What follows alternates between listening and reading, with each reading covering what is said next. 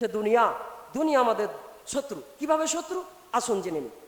মহান আল্লাহ পাক রব্বুল আলামিন কুরআনুল কারীমে তিনি বলছেন 18 নম্বর সূরা সূরার কাহাফ 45 নম্বর আয়াতে কারিমায় আল্লাহ সুবহানাহু ওয়া তাআলা তিনি জানায় দিয়েছেন অদরিব লাহুম মাসালাল হায়াতিদ দুনিয়া কামাইন আনজালনাহু মিনাস সামাই فاختلط به نبات الأرض فأصبحوا هشيما تذروه الرياح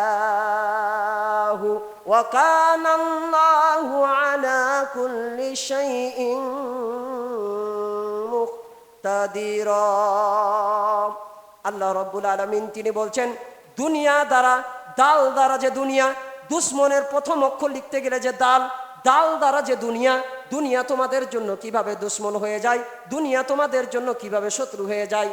দুনিয়ার ভিতরে একটা মিশাল হচ্ছে পানি, হায়াত। পানির সাথে তুলনা করা হয়েছে হায়াত। পানির অপর নাম জীবন। তো পানি আমাদের কাজে লাগে না অকাজে লাগে? কাজে লাগে। পানি না খেলে কি মানুষ বাঁচতে পারে? মানুষ বাঁচতে পারে না। পানি না দিলে কি জমি টমি ঠিকঠাক হয়? হয় না। জমিতে ফাটল ধরে, জমিতে বখাটে লেগে শেষে যায়। পানি না দিলে শেষ করতে পারা যায় না। কিন্তু একটা কথা, আল্লাহ রাব্বুল আলামিন কেন এই পানির সাথে তুলনা দিলেন? পানির সাথে কেন আল্লাহ রাব্বুল আলামিন তিনি বললেন? আসুন পানির ভিতরে কি হিকমতটা রয়েছে এবার আমরা জেনে নিই। পানির ভিতরে হিকমতটা এই কারণে আল্লাহ রাব্বুল আলামিন পৌঁছিয়ে দিয়েছেন।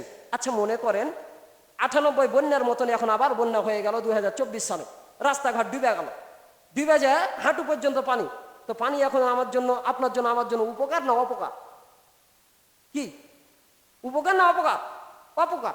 পানি যখন আবার হাঁটু থেকে আবার যখন কোমর পর্যন্ত নিয়ে চলে এলো, তখন আবার কি আমাদের জন্য উপকার এলো না অপকার এলো? আবার অপকার এলো। পানি যখন আবার কোমর থেকে যদি গলা পর্যন্ত যদি চলে আসে, পানি আমার জন্য আপনার জন্য কি জীবন না মরণ? মরণ।